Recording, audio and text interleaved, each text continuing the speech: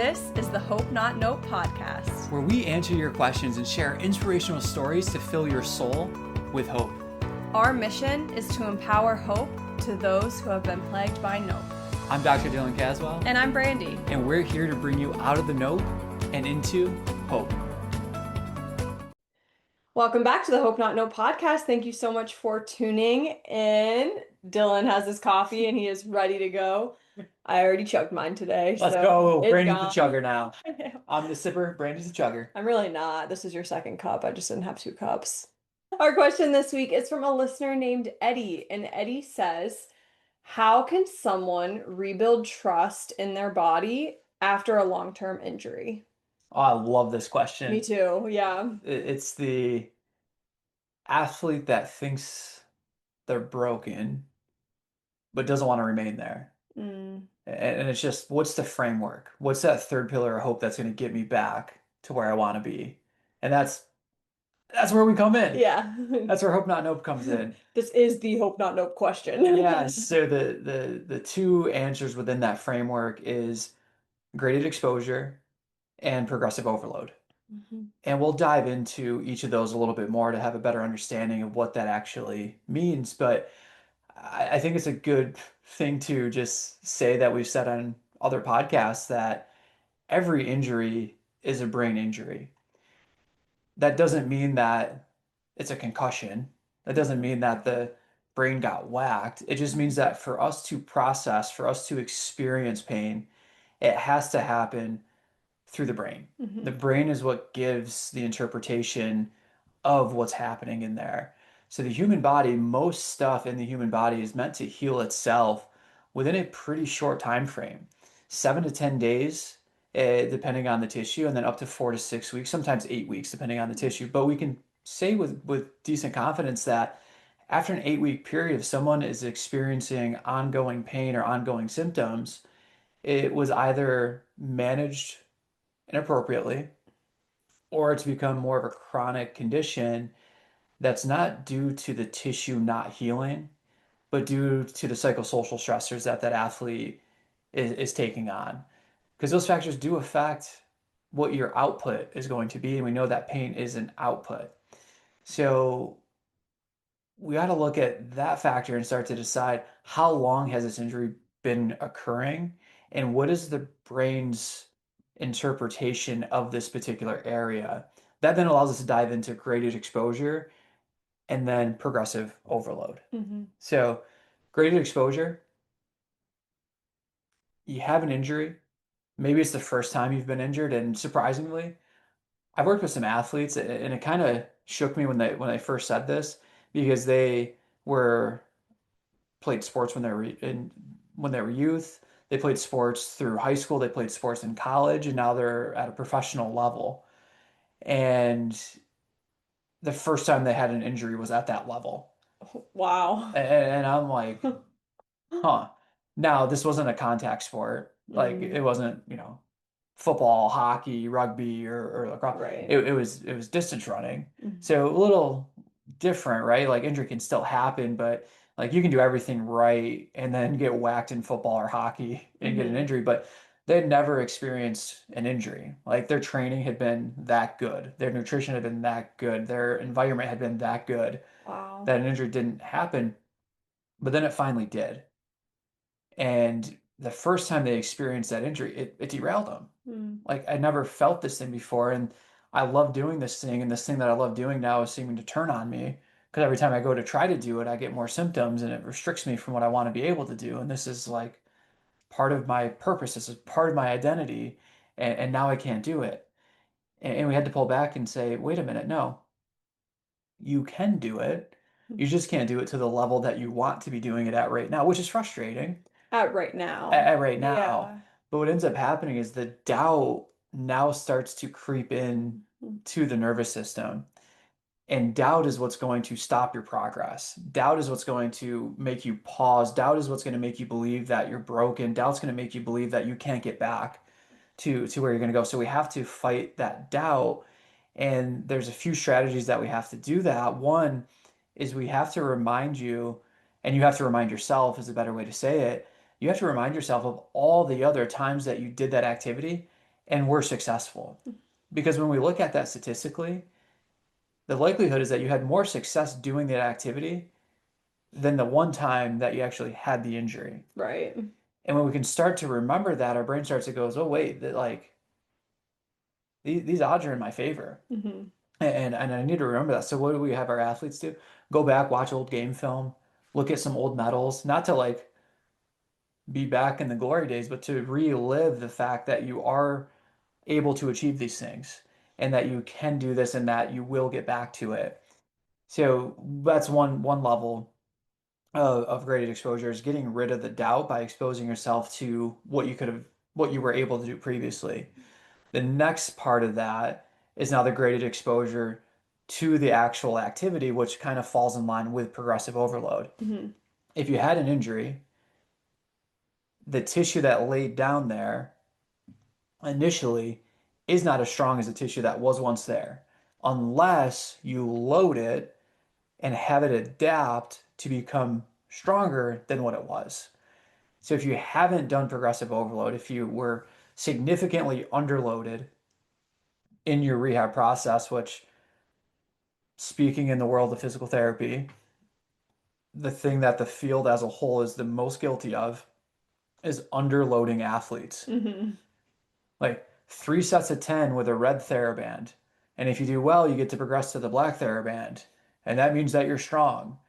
Well, how much force is that TheraBand versus running and jumping one time? Yeah. Like not even close, Hmm. right? So have you've been progressively overloaded towards the activity and the true demands that your sport is calling of you to do.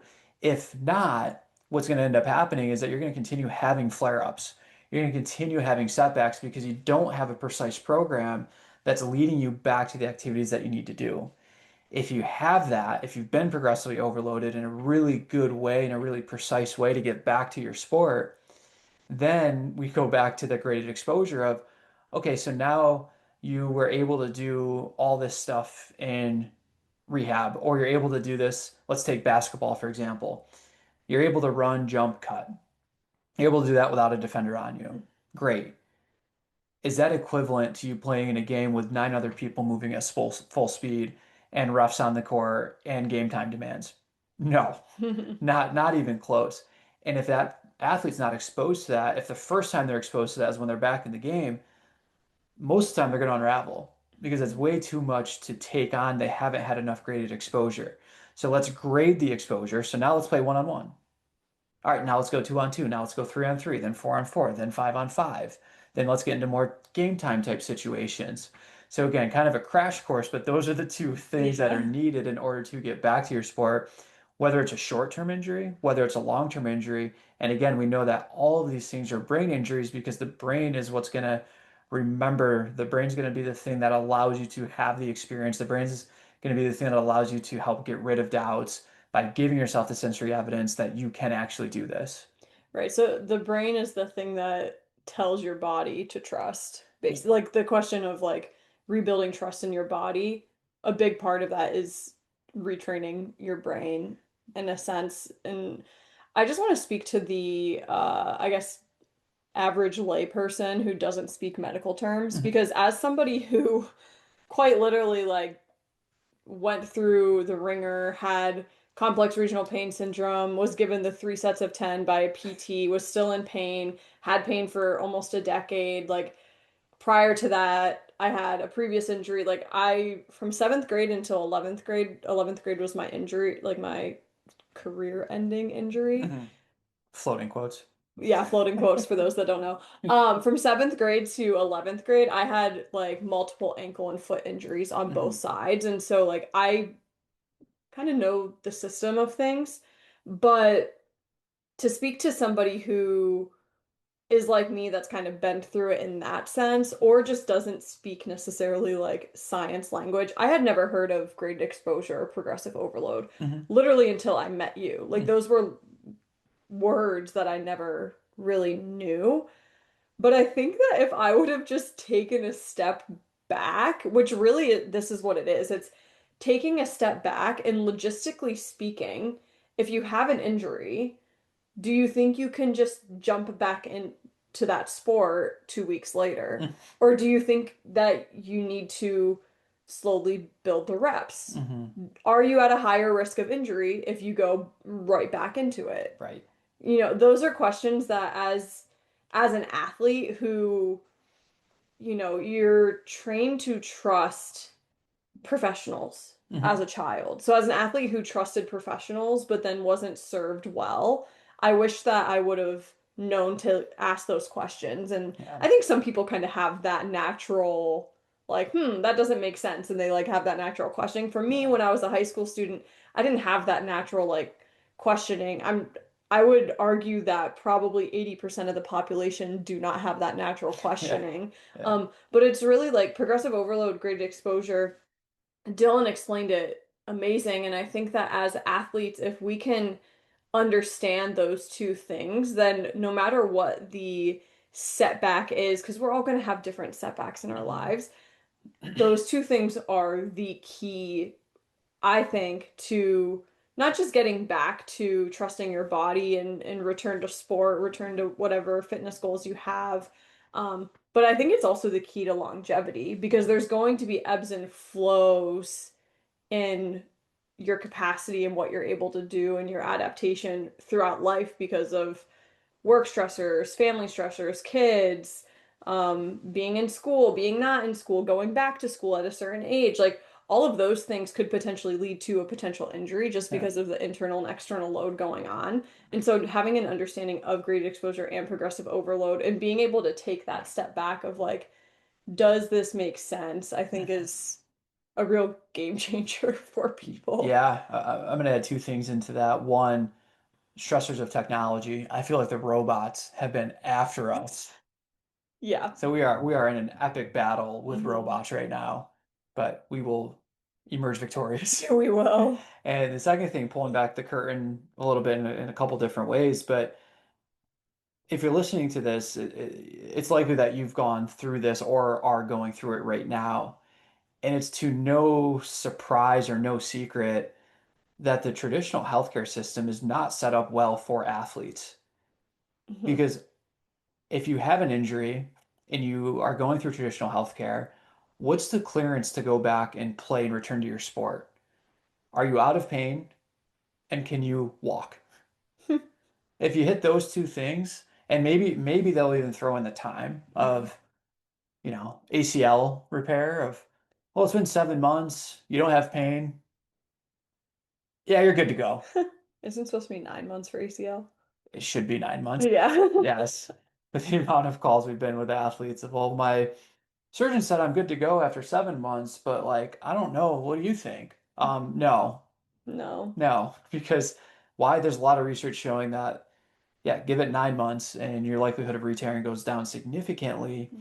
And I doubt that you've built up the capacity that you need at 7 months to be back into a sport Right. Like full. you might be good to be walking and things like that, but not to Yes. play like full speed at Yep. game level Yeah. for whatever that sport is. Yeah, exactly. So there's a big gap in between of when you're cleared and what you've actually done. Again, assuming that you've went the traditional healthcare model with a assembly line PT Right. outpatient place where you're being seen 3 times a week, given the same exercises for 3 sets of 10 over Hmm. and over and over again. And that little wimpy weight is supposed to somehow be the thing that qualifies you to get back to a sport where the newtons of force are going to be 5, 10 times Yeah. larger than that.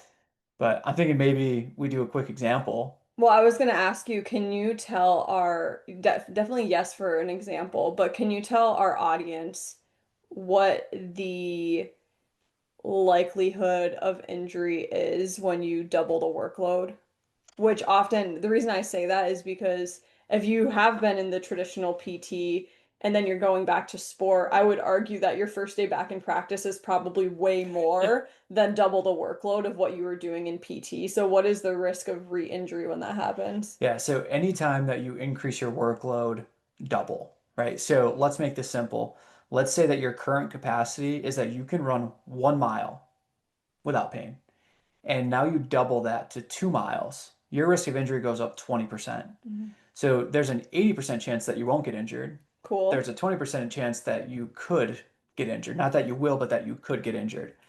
The higher that workload increases, the risk is also going to increase with that. Mhm. So as Brandy's saying, that first day back in practice, unless you've actually loaded up to what the demands are going to be of that practice or of that sport, most of the time athletes are going back in, and that first day of practice is about 5 times the Yeah. workload. And gosh, to comment on how resilient the body is that some athletes get away with that, Mhm. and most don't. And most of the time, we see the ones that do, and as in a society, and we go, oh yeah, we can all do that. Mhm. Like, nope, like that person got away with it. Let's not take that chance. Yeah. Do you want to use the other example that you were referring to as well? So I was thinking, would it be helpful if we went through an example of like a shoulder injury in a specific sport, like pitching a baseball or softball, or something along like a ACL injury that needed reconstruction, and that process of painting this picture of graded exposure and progressive overload. Sure. ACL? Any preference, ACL? Yeah, I think ACL. Only because it's like December, so no one's really playing baseball right now. All right. If you vote shoulder, raise your hand. If you vote ACL, raise your hand. Brandy has her hand We up. can't count the votes because we can't see them anyway. So we'll go. You said ACL, we'll go with. Yeah. All right. So ACL, we know that is a lengthy rehab. It's going to be about 9 months, up to a year of when that athlete can return. The University of Wisconsin did a really good job of putting out a protocol that is function based versus time based, Mm. because it traditionally just used to be time based. At 12 weeks, you can start doing this. At 24 weeks, you can start doing this. And at 7 months, go ahead and get back to it. Where now there's actual functional things that you need to hit no matter where you're at in that time frame. And pulling back the curtain again a little bit, I was just having this conversation the other day. Yeah, I'll never forget the first D1 collegiate athlete that I worked with. And you have this assumption that because they're D1, they're getting the best care that is Mm. available from a rehab perspective or sports medicine perspective. And I won't share about the surgery and all this. I'll just share that where they thought she was at, and they wanted me to do blood flow restriction with her with some higher level things, single leg squats and lunges, Bulgarian split squats, all of BFR. It's pretty like, high level in a rehab progression. And 5 months into it, and she was lacking full knee extension. Mm. Cardinal rules after knee surgery, you get knee extension back within that like first 2 weeks. Oh, If you don't have it, jeez. then it's like, hey, you pause everything else and you get quad control and knee extension back. 5 months into the process, lacking knee extension. That is just, I couldn't believe it. That's I terrible. couldn't believe it. I'm like, this school has 5 different professionals that Mhm. are supposed to be experts in this area, and this poor girl, she didn't trust her leg Mm. for good reasons. Like steps were skipped. And so I wanted to start with that because look, you can do all the positive self-talk in the world and watch all the old game film in the world, Which can be helpful. which can be helpful.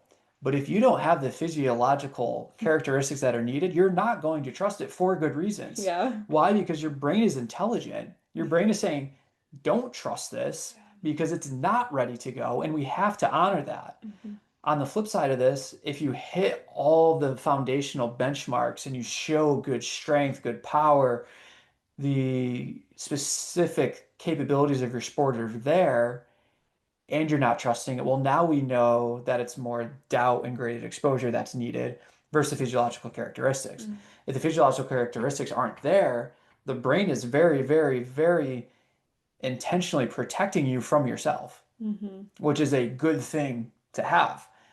If you don't feel ready to jump, you're probably not ready to jump. If Yeah. you don't feel ready to run or cut, you're probably not ready to run or cut because things are lacking in your movement system. When those things become available, the brain will self-organize and go, "Oh yeah, I can use this." Right? So, first 2 weeks post-op ACL, get knee extension, get quad control back, bring down swelling. Those are the main goals. Mhm. We're painting the picture of, hey, this is gonna be a long rehab. We're gonna take this step by step. We have some big goals and we have some goals we need to get in the next 2 weeks. These are our goals in the next 2 weeks. We hit that. we'll unveil the next level for you because there's gonna be Hmm. levels to this thing. It's like Mario. Yeah. You go, you get the flag, next one, right? So you get Wait, that. what was the noise? I don't really know. I I just wanted to hear it just made again. some random noise that sounded something like Mario could sound like. Because why Uh-huh. not, you know? Exactly. Yeah, so then we get moving forward. Let's develop more quad control. Let's get your quad strong. Same things, control swelling. Make sure you have full knee extension. Get back full knee range. Great. Now we're moving into strength. We want to start doing some high constraint, low transferability Mhm. based movements. What does that mean? It means so many people will go into, oh, wow, they can squat. That means that they're progressing well. Well, they might just be popping their hips back using a hip hinge to hide behind a really deconditioned quad. Hmm. And if they do that early on, they now learn that mechanism, and now they can get by looking like they're good to Hmm. go, but they're not because their quad is deconditioned. And what do we need for a successful return to sport after ACL reconstruction? Quad. Hmm. And feed forward mechanisms and all that. But the quad has to be strong, it has to be Right. conditioned, it has to be ready to go. So we got to do high constraint, low transferability. What does that mean? We got to look at the quad. And Hmm. there's this big thing in ACL research of don't use open chain knee extension. And, you should be working with a therapist. I'm not going to give the exact protocol for that because you should be working with someone to do that. But open chain knee extension, inappropriate ranges of motion at appropriate times can be one of the most beneficial things post-op ACL. So don't be afraid of that. Some surgeons are stuck in the 80s. I have read research from like the 90s or 2000s showing that that is safe, effective, and should be done. Right. So, little pet peeve there. I had a conversation once with a surgeon. I presented with him all the research showing the benefits of this and why we should be doing it with the athlete. And his response was, that makes sense. That research looks good, but we're not going to do it because that's not what I learned in residency. And we're just going to keep doing it the way that we've always done it. In residency. As Yeah, if like it doesn't change. right. It was like 30 years ago. Oh, So it's geez. like, oh, Wow. great. This is our healthcare We're system. not doing it because this is the way that it's always been done.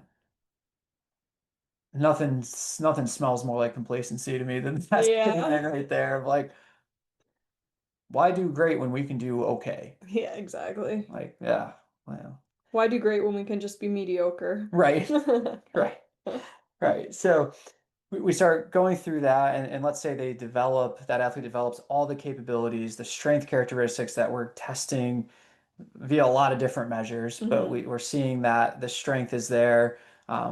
We like to measure the torque and the newtons of force output to have an objective number to see it. So let's say it's there, they're starting to move back into patterns and they're feeling good. The progressive overload's going well, and they're starting to get excited. Hey, I'm ready to get back to my sport, kind of. Hmm. And we're like, let's say we want to stick with basketball. It's basketball season, Yeah, December. let's Like go. snow makes me think of gym inside, Ballin'. balling. So, like, okay, great. You're not ready to play live drills yet Hmm. because you haven't been exposed to that. We're just starting to do running and agility. So now the progressive overload has gone well. Now we can make that progressive overload more sport specific. What position do you play? How many different cuts do you make in that position? How many times are you jumping?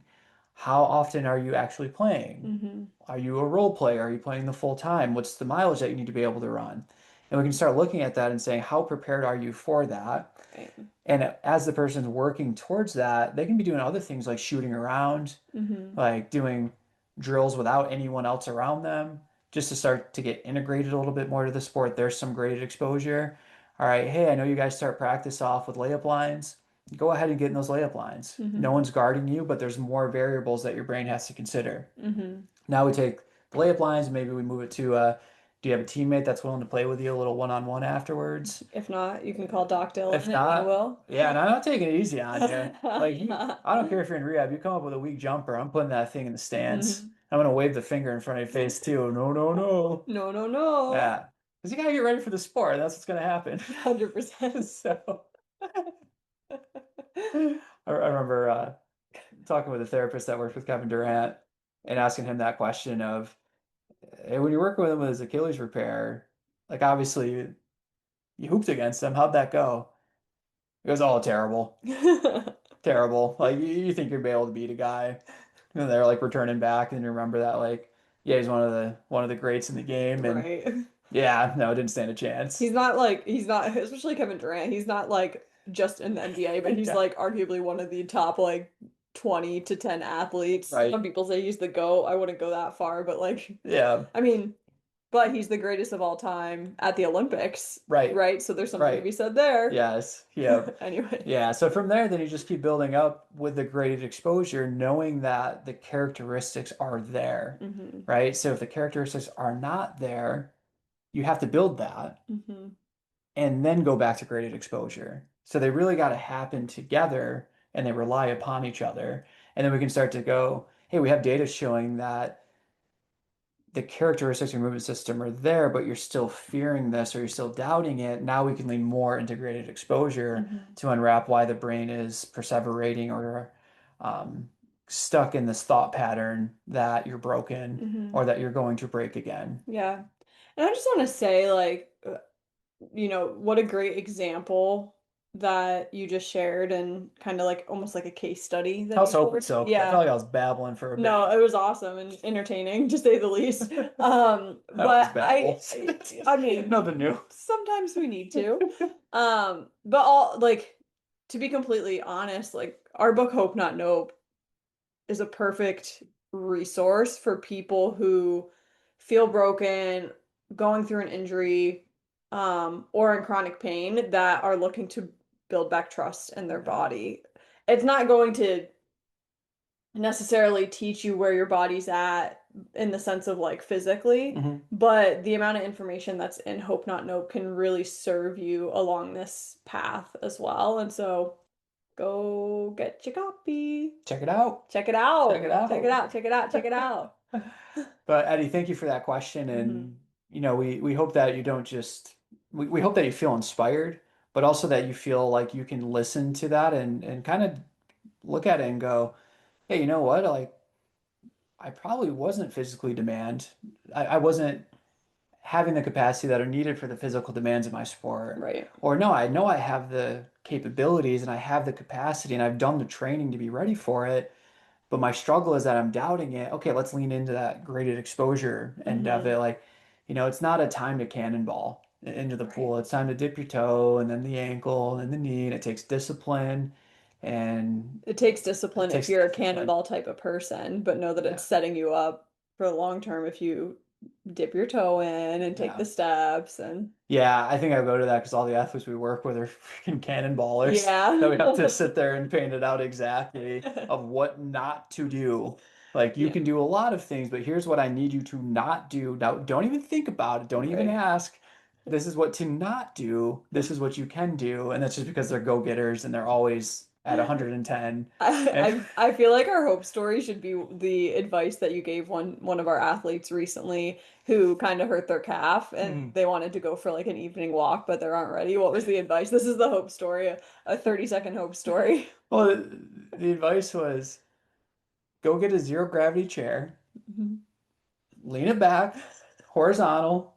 Bring your arms out to the side and soak it in. Just Yeah. soak in some sunlight because you cannot walk right now. Right. You can't do one heel raise.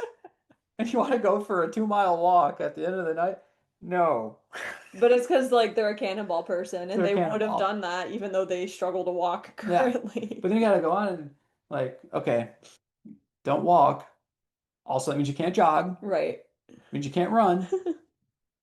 Don't even think about rollerblading. I don't even Yet, know if they have yet. rollerblading, I but mean, you never know. No skateboarding. no skateboarding. Yeah. But the reason why I wanted to share that as a hope story is because like I don't know, everyone is at a different place in their healing journey whenever it comes to injuries, but there's greatness that can come out of each step along Yeah. the way, and sometimes the greatness is that you get to rest and you can soak in the sunshine in the Yeah. evening and that's okay. But Yeah. then also like when you return back to sport and you're like crushing it on defense and offense, you have no pain and you're playing freely, like that is also awesome as well. So no matter where you're at in the process, like it's exciting time. Yeah, and Eddie and anyone else in this scenario, I will say this too, that different parts of the steps in rehab are challenging, Yeah. and every part brings its own challenge. The initial phase, the challenge is that it seems so far away Hmm. from accomplishing the goal. What we've found is that when you get closer to that return is actually where it becomes the hardest because of the discipline that is required in that stage Hmm. to just not full send it, to not Yeah. just go, hey, I know what was programmed to me today was like a 2.5 mile run, but I felt good, so I did 6 miles. Yeah. And now I can't train for 4 days because my Don't. symptoms are blown up. And it's Yeah. no, I know you're feeling good. I know you're excited. You're chomping at the bit. You're ready to go. But in those last phases, it like because you're increasing it, but the variables of the force that you're increasing are increasing exponentially. Yeah. So it takes a lot of discipline in those later stages to pull back and be disciplined with Yeah. it. I don't want to like argue that because I do agree. I agree with that full-heartedly, especially with the athletes that we work with. Right. But with my own personal experience, one of the hardest parts was when I did get back, was trusting that like my body was ready, even though I did the progressive overload and the graded exposure. The reality was for me, it was like, okay, I have 10 years of this evidence. Hmm. And now I have to constantly remind my brain, like, no, you are able to, even though it'd been maybe 2 years back and like, Right. and stuff like that. And so what was challenging for me was like truly trusting that my body was ready Hmm. despite having done like all this stuff that I should have. And Right. then having random, like, you know, my foot injuries, whatever, like I am not an elastic athlete. And part of it is because like I favored my foot, didn't run for 10 years and like didn't jump for 10 years and all the things. And so it's like to go jump rope. I love jump roping, but it's definitely, it takes a different toll on my body still because Yeah. 10 years versus say jump roping again for the first time and within 2 years, like it's just different. So Yeah. I don't want to say that it's I don't want to say that like the discipline, I think for most of our athletes, the discipline is the hardest part, Yeah. but I want to speak to Eddie of like, if you do everything right, especially if you have an awesome guide that's guiding you and you've done the great exposure and you've done the progressive overload, like believe and trust that you've done that and like trust Yeah. that your body is going to do that. Yeah. And I'm going to push back a little bit on the pushback. The pushback, The pushback, pushback, pushback. pushback, the counter to This is that. gonna be a It's 45-minute, hour-long podcast of just pushback to pushback to the pushback. hilarious part going into this one. I was like, ah, this will be a 10-minute Yeah, should we recording. start debating every podcast episode? I'm No, just kidding. no, Not really our nature anyways, but no. But Eddie, I would say in that phase, so the pushback, let me start there, would be that early on in that, my assumption would be, and you can clarify if this is true or not, that there wasn't good load management in place. In the sense it was, hey, I don't care that I'm in pain. I'm gonna go play basketball, and it's okay that I'm not gonna be able to walk for 2 to 3 days. right, you know my actual story, so you're like, not fair. You know my actual story. I'm more so referring to like, yes, I did that for like 2 years straight and I couldn't walk. Okay. I am guilty in that sense. But at the same time, like when I actually like when I started doing CrossFit and taking it Mhm. really slow, I feel like I took it so freaking slow Yeah, because I was afraid to get re-injured. And so like anytime there was any sort of jumping in CrossFit, I wouldn't right, because I was afraid that like jumping 3 times would hurt me. When I did play basketball, which is ironic because like when you jog or run, like there's still impact in that, but like I right. wouldn't necessarily take like jumpers. Or Yeah, if I did, I'd be in so much pain for like 3 or 4 days straight, if not right, more than that. And so it's just funny to me because, like, yes, I did play basketball for like off and on for 2 years, having not really taken the right, necessary grade exposure right. or progressive overload. But I was more so referring to like when I got back into the gym and was being treated and had a great team around me. I feel like it took me a while to really Yeah, get to the freedom that I now yeah, experience. yeah, for sure. And I think the discipline and the hard part comes in where it would have been, hey, Brandy, you've showed enough to go back into playing some pickup basketball, but we need to limit it to 5 minutes. Mm. Yeah, that would have been rude. Right? Of like, okay, I can play 5 minutes, but I'm with like my friends or other athletes, and Mm-hmm. like they're playing for 2 hours, but I can only play for 5 minutes. Yes, go play those 5 minutes. We'll see how it goes. If it does well, we'll bump it up. And Play what would for we few base that off hours. of? All the data collected through Yeah, the process. Or fair. like starting into CrossFit, it's like, the hardest thing is if you have chronic pain, the advice that you're given is to monitor it off of your symptoms. Mm. But what happens with the brain when you go in looking for something, Uh-huh. right? So Historia. now someone in chronic pain is being told to go do something, and the way that you're going to know to do more or less is by understanding and feeling the pain. So now instead of focusing on jumping or focusing on running or focusing on the workout at hand, the focus is, okay, I did the box jump and I'm okay. Okay, rep 2. Historia, my life. Where we live in a time, and this is what we do with our athletes, you can get so much sports science data, and if you know what to do with that data, you can program it to where you don't have to tell the athlete to search and look and let us know about the pain, because you know the threshold. You know when it's going to come on, you know when they can push through it. And that comes with working closely one-on-one with an athlete. But now you can set up the program that is the rate limiter. Mm.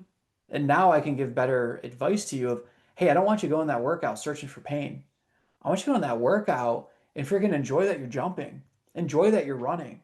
Like, I want you to focus on your breath as you're running. You're getting like panty out of breath, or are you able to tolerate I hope that our well? listeners heard you in that noise.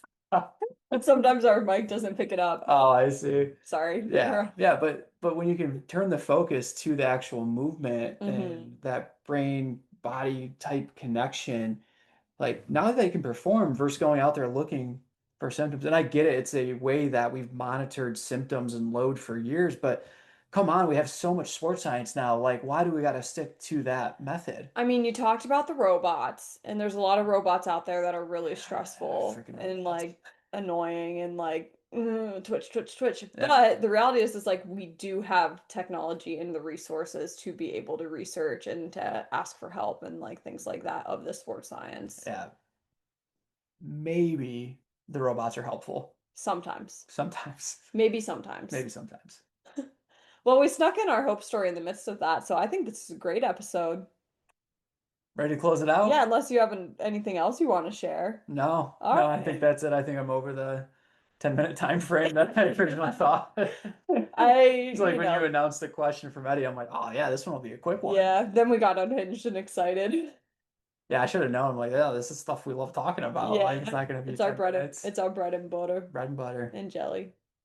Yeah, mix it all in. Well, Eddie, thank you for submitting that question, and we hope that the info was helpful. We hope anyone that's listening to this, if they feel that narrative of being broken and in their gut, they know that there's more. Like, let us know. Like, Hmm. reach out. You can use the advice we talked on this episode, or the better approach would be to get the book, work with us.